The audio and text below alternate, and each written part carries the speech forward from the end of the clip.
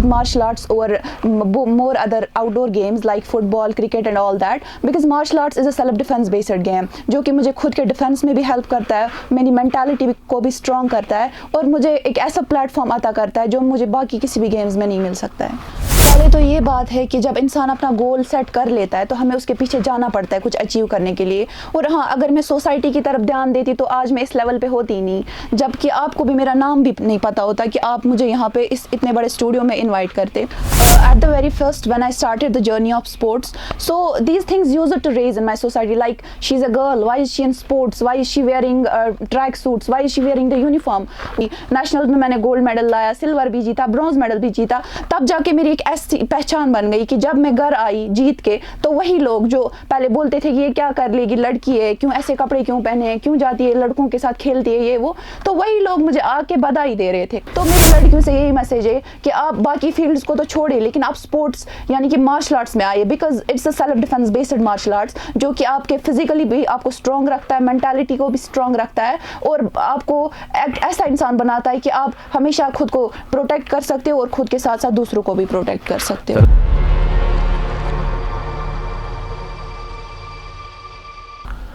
परों को खोल जमाना उड़ान देखता है, जमी पे बैठ के क्या आसमान दिखता है, मिला है हुस्न तो इस हुस्न की हिफाजत कर, संभल कर चल तुझे सारा जहां देखता है। अस्सलाम वालेकुम, आदाब, नमस्कार, सत श्री अकाल। तो कैसे हैं जी आप सब लोग? उम्मीद है कि सब खैर वाफियत से होंगे, फर्स्ट क्लास होंगे, मज़े में होंगे, जी रहे होंगे और जीने दे रहे होंगे। तो मैं हूं जी आप सबका दोस्त आरजे दानिश और आप सभी का स्वागत करता हूं रेडियो चैनल 89.6 FM के सोशल मीडिया प्लेटफॉर्म पर, जहां आज हमारे साथ हमारे डिस्ट्रिक्ट कुपवारा की एक ऐसी होनहार लड़की बैठी हैं जिनकी तारीफ में मैं कहूं जितने अल्फाज बयां करूं वो कम है। जी हाँ, एक छोटी सी उम्र में इन्होंने रग्बी, आइस टॉक, टाइकांडू, वुशु और उसके बाद सिलात, इन जैसी गेम्स में अपना एक नाम बनाया है और ऐसा नाम बनाया है कि यहाँ की आने वाली जनरेशन जो है इनको देखकर इनसे मोटिवेट हो रहे हैं। आज हमारे स्टूडियो में मौजूद हैं सलीका तारिक जी। तो सबसे पहले सलीका जी, मैं आपका रेडियो चैनल 89.6 FM पर स्वागत करता हूँ। Thank you so much for inviting me here.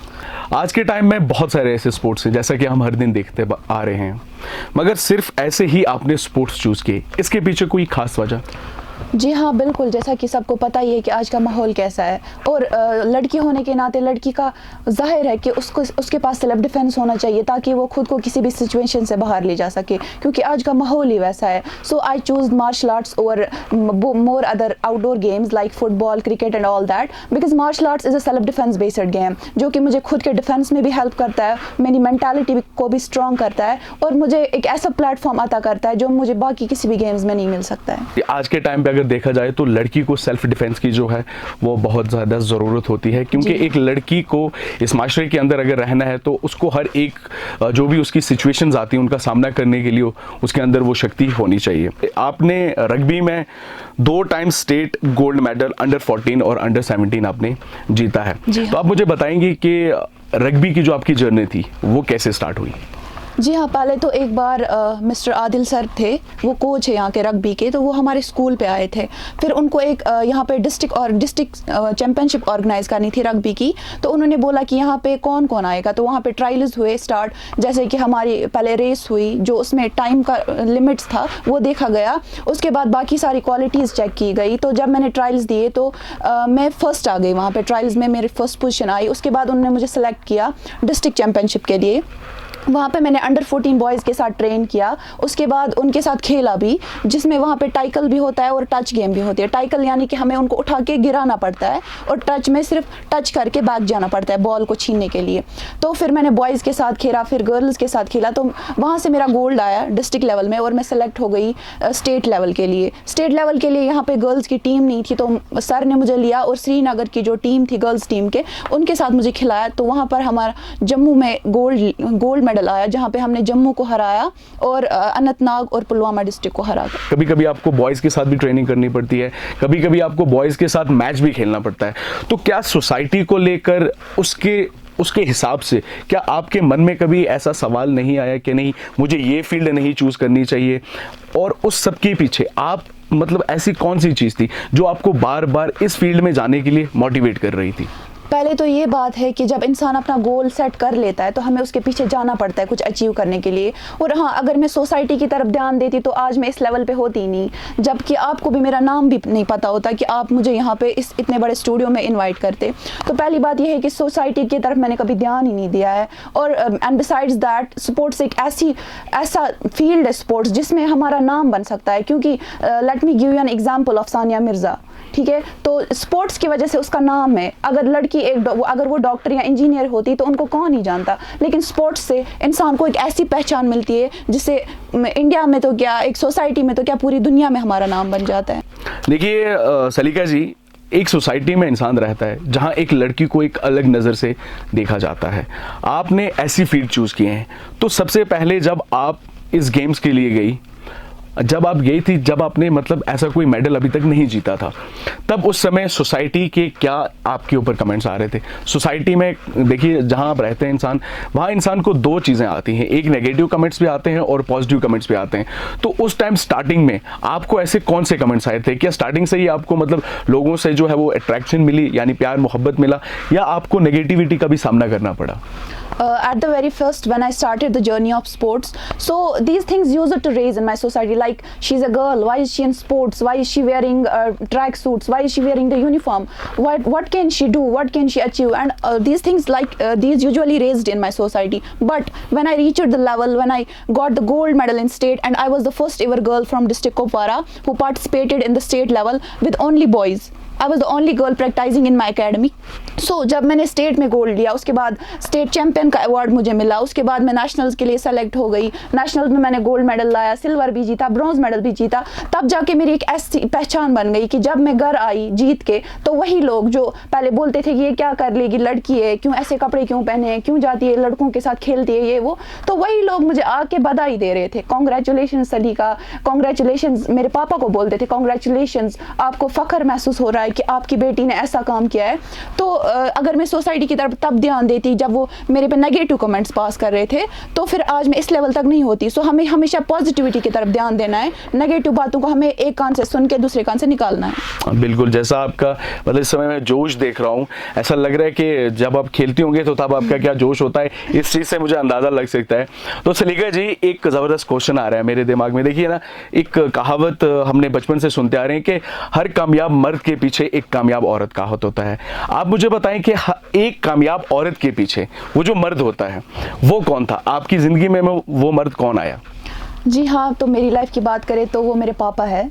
वो खुद भी पहले बॉक्सिंग खेलते थे जब वो छोटे थे, तो उन्होंने मुझे इतना मोटिवेट किया है। वो मुझे हमेशा एक अपने बेटे की तरह ट्रीट करते थे। He was always like, you are my daughter but you have to do better than my son. So he always motivated me and inspired me, and he is the very first coach in my life. वो मुझे अपने साथ jogging पे ले जाते थे। He was a gym freak, तो वो मुझे जिम ले जाते थे साथ अपने साथ। इवन कि उन्होंने फिर जिम का सारा इक्विपमेंट्स जो था हमारे घर भी लाया, कि ताकि मुझे बाहर ना जाना पड़े और मैं घर में ही प्रैक्टिस कर सकूं। वो मुझे हमेशा ले जाते, सुबह उठा के मुझे रनिंग पे ले जाते थे, वहाँ से आके प्रैक्टिस करवाते थे घर में इधर उधर। तो मेरे पापा है जिन्होंने मुझे अपनी लाइफ में पहले मोटिवेट किया है और मुझे इंस्पायर किया है, जिसकी वजह से मैं आज यहाँ तक हूँ। आजकल की इस सोसाइटी में जहाँ कहीं कहीं पे ऐसा देखा जा रहा है कि माँ बाप जो हैं वो अपने बच्चों के ऊपर कुछ प्रेशर करके कुछ उनको एक गोल सेट करवा देते हैं कि नहीं, बच्चे का मन होता है कि उसको स्पोर्ट्स में जाना है, बट जो पेरेंट्स होते हैं उनका दिमाग होता है कि नहीं, हमें इसको डॉक्टर बनाना है, हमें इसको इंजीनियर बनाना है, तो वो उसको उस चीज़ के लिए प्रेफर कर देते हैं, मगर बच्चे की जो मन की खुशी होती है वो नहीं होती है। क्या आपके साथ कभी ऐसा हुआ है कि आपने किसी और चीज़ का बचपन में, क्योंकि जब इंसान छोटा होता है ना, तब उसके दिमाग में बहुत सारे ऐसे ड्रीम्स आते हैं कि नहीं, मुझे पुलिस में जाना है, मुझे आर्मी में जाना है, मुझे पायलट बनना है, मुझे डॉक्टर बनना है, मुझे इंजीनियर बनना है, बट एट द एंड जब वो अपनी 12th क्लियर करता है, ग्रेजुएट करता है, तब तक उसके हज़ारों ड्रीम्स जो हैं वो चेंज हो जाते हैं। मगर क्या उन सब के बीच में कोई आपका ऐसा ड्रीम आया था जो आपके माँ बाप ने आपको रोका हो कि नहीं आपको ये फील्ड नहीं जाना चाहिए, ये फील्ड जाना चाहिए। और ज़रूर एक चीज़ की मैसेज भी आपसे मैं पूछना चाहूँगा कि अगर कोई माँ बाप ऐसा कर रहे हैं, अपने बच्चों के ऊपर कोई प्रेशर करके उनके ऊपर कोई चीज़ें दे रहे हैं, तो उनको क्या करना चाहिए? क्योंकि आप इस फील्ड से गुजर के गई हैं, आप इस सिचुएशन से गुजर के गई हैं। जी हाँ, तो पहली बात तो ये कि जब एक पेरेंट्स है, जब उनकी लाइफ, जब उन्होंने अपने गोल सेट करके अपनी लाइफ बनाई है, तो हम बच्चे होकर हम क्यों नहीं अपना मन बना के कुछ कर सकते? So it's all about choices and interest. और लाइफ जो है वो हमें जीनी है, ना कि हमारे पेरेंट्स को। जबकि पेरेंट्स हमारे लिए हमेशा अच्छा ही सोचते हैं, बट ये चीज़ है कि प्रेशराइज करने से एक स्टूडेंट सिर्फ डिमोटिवेट हो जाता है अपने ड्रीम से, वो फ्रस्ट्रेट हो जाता है। जबकि आपने देखा होगा कि आज बहुत सारे ऐसे बच्चे जो टीन्स में ही डिप्रेशन के शिकार हो जाते हैं, वो इसी वजह से कि जब उनके पेरेंट्स उन पर पीयर प्रेशर डालते हैं। तो इस बात के लिए मैंने एक वीडियो भी बनाई है जो मेरे यूट्यूब चैनल पे है, सलीका तारिक पे, peer pressure and a students life, क्योंकि इस बारे में हम जितनी बात कर सकते हैं उतना कम है। तो मेरी बात करें तो मेरे पेरेंट्स ने मुझे कभी इस चीज़ के लिए प्रेशराइज नहीं किया है कि आप ये करो वो करो। They always motivated me to do what I want to do in my life. उन्हीं की वजह से मैं आज यहाँ तक हूँ। इवन कि मेरे एकेडमिक्स के related I have been always the topper of my school. So उन्होंने मुझे कभी इस चीज़ के लिए ये नहीं कहा कि तुम ये करो तुम वो करो, नहीं। जबकि मेरी मम्मा मुझे हमेशा सपोर्ट करती थी कि आपको जो करना है आप करो, हम आपके हमेशा साथ हैं। मेरे पापा मुझे बोलते हैं कि आप हमेशा अपनी इज्जत का ख्याल रखो, बाकी अल्लाह ताला आपको देने वाला बैठा है ऊपर। तो उन्होंने मुझे कभी प्रेशराइज नहीं किया है, इस वजह से मैं आज यहाँ तक हूँ। तो उन पेरेंट्स के लिए मैं यही मैसेज दे रही हूँ कि अगर आप अपने बच्चों को प्रेशराइज करते हैं तो आप इस चीज़ के लिए तैयार हो जाए कि आपके बच्चे डिप्रेशन में हो जाएंगे, वो फ्रस्ट्रेट हो जाएंगे, and they will never be able to do anything in their life. They will never be able to achieve the things they wanted to achieve in their life. क्योंकि एक बच्चे का बचपन से ड्रीम होता है कि कोई सोचता है कि मैं डॉक्टर बनूं, कोई सोचता है मैं पायलट बनूं, कोई engineer. So many dreams are in a child's life from the beginning. तो जब एक पेरेंट उनको प्रेशराइज करता है तो वो सिर्फ डिमोटिवेट हो जाता है इस चीज़ से कि अब मैं ये करूं या वो करूं, अगर मैंने ये नहीं किया तो मेरे पेरेंट्स नाराज़ हो जाएंगे, वो दुखी हो जाएंगे, अब अगर मैं उनकी बात सुनूं तो मेरे ड्रीम्स का क्या होगा। सो नहीं, please and please parents, don't demotivate your students, your child by pressurising them. ये चीज़ ज़रूर पूछना चाहूँगा कि ऐसा कोई इंसिडेंट जो आपको आज तक याद हो और आप उसको जब भी याद करते हो या तो आप डर जाती हो कि यार उस समय तो ये हो गया था, मतलब अगर ऐसा नहीं हुआ तो, और ऐसा कोई इंसिडेंट या जिसको याद करके आपको, मतलब अब अगर आप कभी अकेले में बैठे हो तो आप उसको याद करते हो तो आपको एकदम हंसी आ जाती है? जी हाँ, वैसे तो बहुत सारे मोमेंट्स है मेरी लाइफ में ऐसे, बट एक ऐसा मोमेंट है जो मुझे हमेशा जब भी याद आता है या तो मुझे मतलब वो पल सोच के मैं फ्रस्ट्रेट हो जाती हूँ कि नहीं ये क्या हुआ था मेरे साथ, जबकि वो एक अच्छा मोमेंट भी था बट उसी के साथ साथ वो फ़नी भी हो गया था। ये बात है 2022 की जनवरी की। मैं महाराष्ट्र में थी, हमारा नेशनल्स था वहाँ पे, सिलात का ही नेशनल्स था। तो मैंने पहले 3 फाइट्स खेली, पहले मणिपुर के साथ, उसके बाद मेरी पंजाब के साथ थी, उसके बाद केरला के साथ। तो उसके बाद मेरी जो फाइट थी वो चंडीगढ़ के साथ थी। वो मतलब हैवी वेट गर्ल थी और मैं लाइट वेट में खेलती हूँ, वो हैवी वेट थी। तो फिर वो एग्रेसिव खेल रही थी तो मैं डिफेंसिव खेल रही थी। तो जब वो मेरे करीब आने लगी, मुझे पता था कि ये मतलब आके अटैक ही करेगी या तो ये चेस्ट किक मारेगी, क्योंकि उसका मतलब उसने अंदाज़ा ही वैसा बनाया था। तो जब वो मेरे सामने आई तो मैंने यहाँ से किक उठाई, उसने वहाँ से हाथ लाया था पंच करने के लिए। मैंने जब किक उठाई तो उसके एल्बो पे लगी और उसके साथ साथ उसका हाथ जो है फ्रैक्चर्ड हो गया, ठीक है। तो वो वहाँ पे गिर गई। अब उसके बाद मेरी दूसरी फाइट स्टार्ट हुई। जब मैं फाइट खेल रही हूँ तो वहाँ पे बहुत ज़्यादा धूप भी थी, उस वजह से मतलब हीट स्ट्रोक भी हो जाता था। तो जब मैंने वो फाइट जीती, अब रेफरी आया था, अब वो अनाउंस करता कि मतलब सलीका तारिक ने ये बाउट जीता है, बाउट विनर ये है। तो एक साइड से वो मेरा हाथ उठा रहा है, दूसरी साइड से मैं बेहोश हो गई और जब मैं उठी तो मैं देख रही हूँ मैं हॉस्पिटल में हूँ और मेरा मेडल मेरे सामने, मेरे सारे कोच वो कॉन्ग्रेचुलेट मुझे कर रहे थे। मुझे पता भी नहीं था कि मैं फाइट खेलते खेलते बेहोश हो गई हूँ। And that's one of the greatest moment of my life that I always remember. सच में मतलब ऐसा लग के ना बहुत कुछ इंसान को ऐसी ऐसी चीज़ें याद आ जाती हैं और एकदम चेहरे पे एक अजब सी स्माइल आ जाती है। अपनी लाइफ के यही छोटे छोटे इंसिडेंट जो हैं आपको आगे जाके आपकी ज़िंदगी में याद आते हैं, यही खुशी के पल होते हैं। सलीका जी, आप मुझे बताइए, आज आप इस एज पे हैं, आज आपको कैसा लग रहा है इस लेवल पे आके? मैं अभी तो मैं 16 ईयर्स की हूँ, 17 हो जाऊंगी सितंबर में, और मुझे ये कभी रिग्रेट्स नहीं हुए कि मैंने अपनी लाइफ में क्या अचीव किया, क्यों मैं इस फील्ड में आई। क्योंकि लड़की होने के नाते उसको सोसाइटी की तरफ ध्यान देना ही पड़ता है कि सोसाइटी ऐसा कहती है वैसा कहती है। But no, I don't have any regrets choosing this field, क्योंकि स्पोर्ट्स एक ऐसी चीज़ है जिसने मेरा नाम इतना ऊँचा बनाया है कि आज यहाँ कुपवारा तो क्या पूरा इंडिया मुझे जानता है इसी नाम से, सलीका तारिक, और स्पोर्ट्स के नाम से। तो मुझे इस चीज़ के कोई रिग्रेट्स नहीं। और मैं बहुत खुश हूँ कि मेरे पापा और मम्मा ने मुझे इस चीज़ के लिए मोटिवेट किया, इस चीज़ में आने दिया, क्योंकि बहुत सारे पेरेंट्स ऐसे होते हैं कि जो अपने बच्चों को अलो नहीं करते इस चीज़ में जाने के लिए, इस फील्ड में जाने के लिए। कोई सोचते कि इनको लग जाएगी, कोई सोचते कि नहीं फिजिकल कांटेक्ट में खेलना है, फुल कांटेक्ट में खेलना है, ये वो। सो मैं बहुत ज़्यादा खुश हूँ कि मुझे ऐसे पेरेंट्स अल्लाह ताला ने दिए जिनकी वजह से मैं आज इस मुकाम पे हूँ, और उन्होंने मुझे इतना मोटिवेट किया है कि मैं डिस्ट्रिक्ट तो क्या, स्टेट तो क्या, नेशनल चैंपियन भी हूँ, और इंशाल्लाह आने वाले वक्त में इंटरनेशनल भी खेल के आऊँगी।